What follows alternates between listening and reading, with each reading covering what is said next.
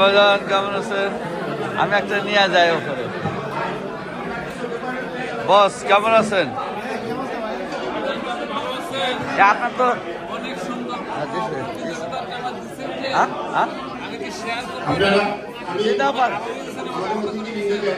আপনার বাক বাক করে যারা সবাই আসুন, আমরা সুন্দরভাবে তার গীতাকে উদ্বোধন করি। মহিম ভাই, নাসির ভাই,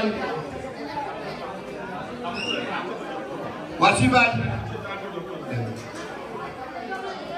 আমরা বলতে নাম আসেন না।